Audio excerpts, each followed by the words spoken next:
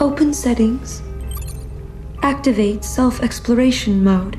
This is what all men want. In the future world, for just $10,000, you can own a satisfying intelligent bionic person. Not only can their body and appearance be customized as you wish, even their personality can be set according to your requirements. Even more incredible, the skin is designed to be softer than a real person's. Besides that, whatever command the owner gives, she will obey unconditionally. Of course, bionic people have a drawback. They cannot have children. But don't worry, to solve this problem, the company has specially developed bionic babies, and if you purchase them together, you can enjoy a discount. Such an excellent product quickly gained user approval. Jack is an agent who specializes in protecting bionic people. To keep him, the company gave him their most perfect creation. Jenny not only has a great figure, she also has more functions than other bionic people. Jack was thrilled. He immediately brought Jenny home. When Jenny first opened her eyes, Jack eagerly held her hand. But the bionic person had just started up, like a baby who knows nothing. But she has a super learning ability, and quickly learned to walk. After her self-directed learning, Jenny became like a real person, not only making delicious dinners for her owner, but also reading many books in her spare time. After Jack goes to work, she even learns about fashion on her own. Even makeup isn't a problem. When Jack returns home at night, exhausted from his day, he immediately calls Jenny to activate intimate mode. After Jack falls asleep, Jenny's battery is almost depleted. To maintain normal function, she recharges herself, but just then, she suddenly sees a masked figure outside the window. But Jenny pays no attention and lies down on the charging device to recharge. However, this is not ordinary charging. Bionic people enter a dream world while charging. This world simulates the owner's living environment. Jenny can meet Jack's friends there, so she can quickly integrate into her husband's life. Everything seems wonderful, but not everyone accepts it. Every day large groups of women protest. They think bionic people are people too, and shouldn't be men's slaves. This day, while Jenny is preparing breakfast, the news reports 2 bionic people suddenly disappeared. 15 have gone missing this week. Jenny is puzzled. Bionic people cost only $10,000 to customize. Why would anyone kidnap them? Jack tells her it's the work of a resistance organization. They specifically kidnap bionic people, then alter their programming, turning them into puppets that only commit terror attacks. Jack has been investigating this organization for a long time, but hasn't caught the key figures. That night, a bionic person from the resistance suddenly wakes up. He successfully bypasses the guards and jumps from the roof. Jack quickly finds him using tracking. He turns out to be Jack's undercover agent. Led by the undercover agent, Jack easily deals with the guards inside and rescues 3 bionic people. These reprogrammed bionic people can only be sent back to the company for brainwashing, then returned to their customers. Meanwhile, with Jenny, she enters the dream world again, but meets a masked person there. The person seems to know Jenny, keeps talking about helping her recover her memory, and hands her a card with a red bird. Jenny is confused. She has no idea what this means. She asks the dream administrator if they know the masked person, but the administrator doesn't know either. After returning to reality, Jenny knits the pattern into a pillow from memory. When Jack returns home from work, he is startled seeing the bird pillow, but he doesn't dare show any abnormality in front of Jenny. He can only wait until Jenny is gone to secretly throw the pillow in the trash. It seems this pattern hides some secret. This day, Jenny finds a bicycle at home, so she rides it out for a spin. But when she comes to a forest, a woman suddenly appears ahead, startling her. The woman seems to know Jenny and tells her some strange things, urging her to recover her memory quickly. Jenny is confused. I'm here to tell you what I'm here to tell you every time I send you into that bush. We're running out of time, Meredith. We need you to remember.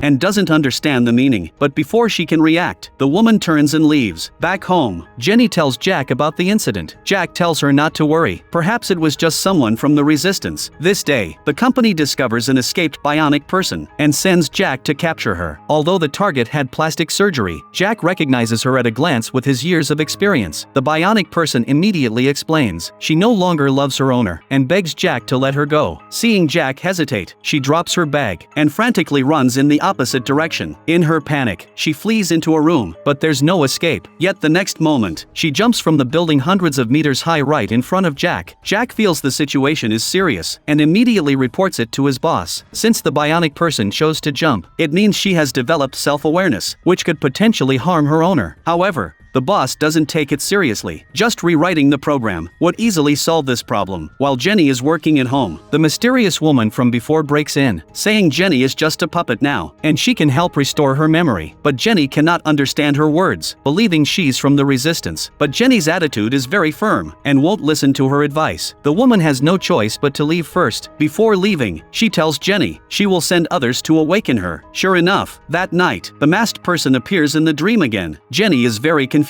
How did he enter her dream?